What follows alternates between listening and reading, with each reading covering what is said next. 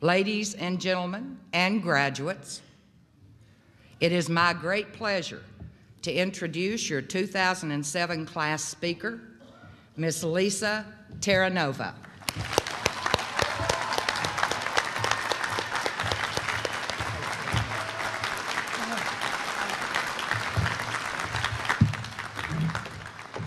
Thank you, everybody. I'm a little nervous, so I'll try and speak real clearly. Deep breath first. Good morning, ladies and gentlemen, dean, faculty, and family, friends, and graduates. Thank you all for this opportunity to speak to you. It is truly an honor.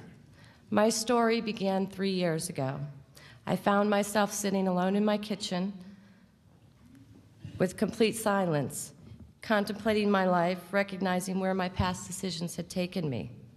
There were some regrets. I sat quietly analyzing why my dreams weren't reality. Freshly printed divorce papers littered the tabletop in front of me. I was on the outskirts of a divorce, about to become a single mother, and still mourning the untimely death of someone near to me. It was what I considered my defining moment. I knew I had to take a stand, not only for myself, but for my son, Nicholas. I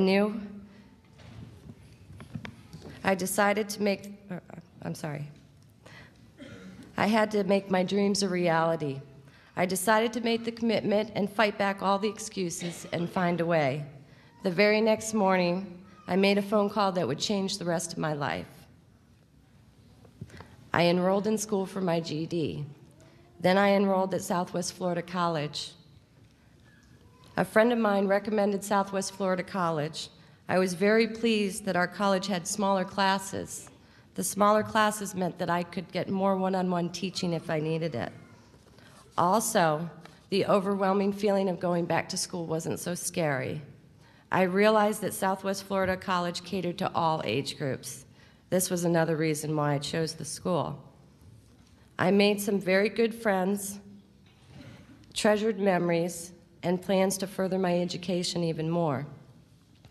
One event I will never forget was when the graduating committee invited me in for an interview regarding the possibility of speaking at this year's ceremony. I thought if nothing else, it would be an opportunity to share my enthusiasm for the program.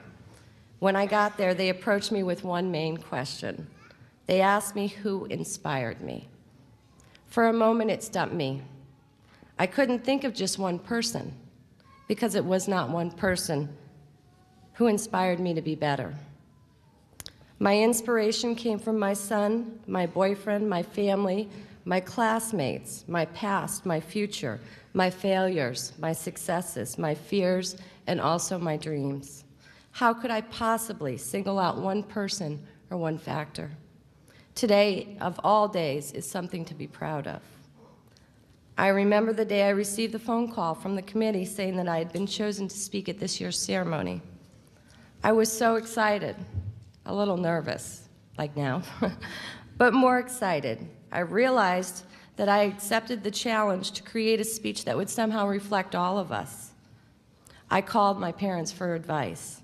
My father answered the phone. I proceeded to tell my parents about the nomination. I was a little confused why the committee chose me. I'm not at the top of my class, and I haven't suffered any more than anyone else at my school has. I asked my father why he thought I was chosen. My father answered with great confidence. They see in you what I have always seen in you. Suddenly, I understood.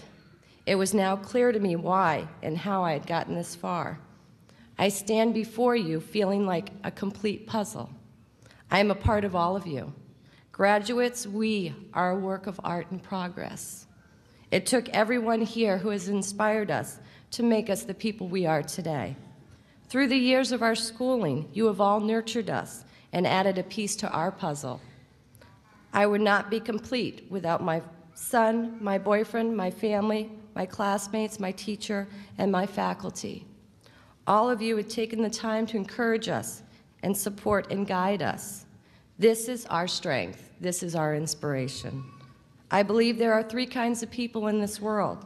There are those who make things happen, and then there are those who watch things happen, and then there are those who wonder what happened.